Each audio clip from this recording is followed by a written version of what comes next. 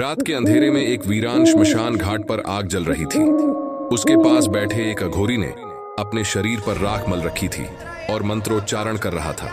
उसी जगह उसकी आंखों के सामने अर्जुन एक विशेष साधना में लीन था। उसके चारों ओर अजीबोगरीब चिन्ह बने हुए थे और वातावरण में एक रहस्यमयी गूंज सुनाई दे रही थी। तभी एक साया धीरे धीरे अर्जुन के पीछे से उसकी ओर बढ़ने लगा। उसके लंबे काले बाल चेहरे पर गिर रहे थे और उसकी आंखों में एक रहस्यमयी चमक थी।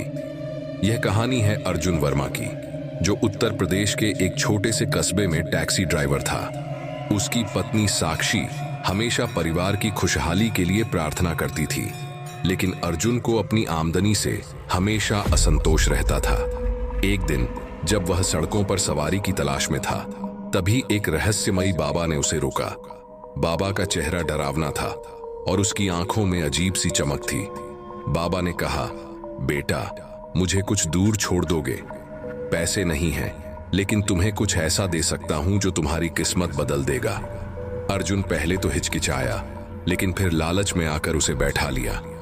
रास्ते में बाबा ने उससे कहा, तू परेशान लगता है, मैं तुझे कुछ ऐसा दे सकता हूं जिससे तेरा भाग्य बदल जाएगा। अर्जुन ने हंसते हुए कहा, कैसे? बाबा मुस्कुराया और बोला, अमावस्या की रात इसी श्मशान में आ जाना। वहां तुझे वह शक्ति मिलेगी जो सब कुछ जानती है। लालच में अंधा अर्जुन अगले दिन रात ठीक 12 बजे श्मशान घाट पहुंचा। अघोरी ने वहां पहले से ही अपनी साधना शुरू कर दी थी।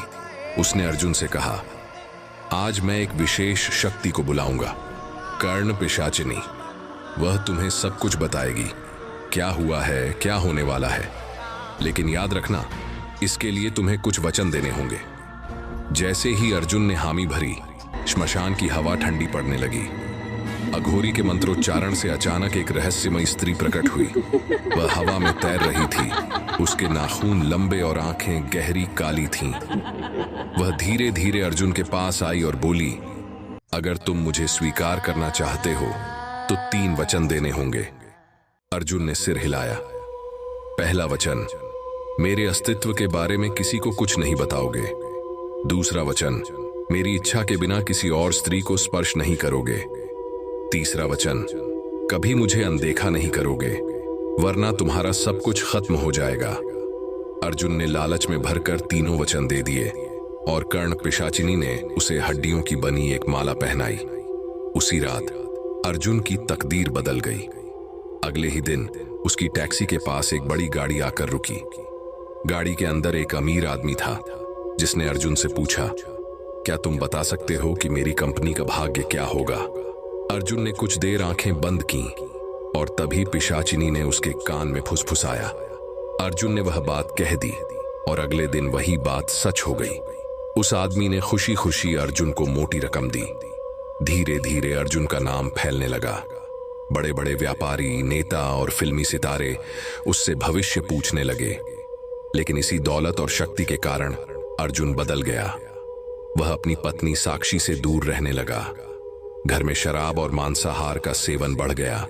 उसने मंदिर हटा दिया और अपने कमरे में सिर्फ कर्ण पिशाचिनी की पूजा करने लगा। साक्षी को इस बदलाव से डर लगने लगा।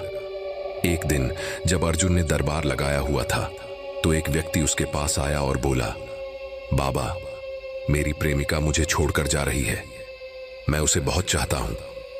अर्जुन ने आंखें बंद की और पिशाचिनी से उत्तर मांगा। लेकिन तभी पहली बार अर्जुन ने पिशाचिनी की बात को अनसुना कर दिया। अगले ही पल पिशाचिनी गुस्से से कांपने लगी और बोली, तूने मेरा वचन तोड़ा है, अब तुझे इसका दंड मिलेगा। अर्जुन के कानों में इतनी जोर की आवाजें गूंजने लगीं कि वह दर्द से चीख पड़ा। उसके कानों से खून बहने लगा और वह जमीन पर गिर पड़ा।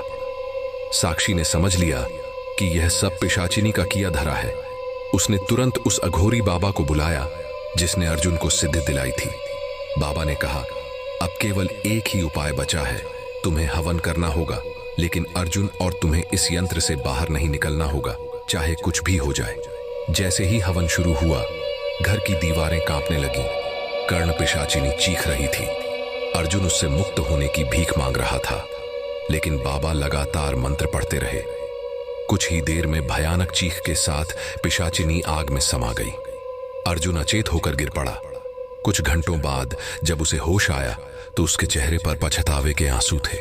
वह दौड़कर साक्षी के पास गया और बोला, मुझे माफ कर दो, मैंने लालच में आकर बहुत बड़ी गलती कर दी।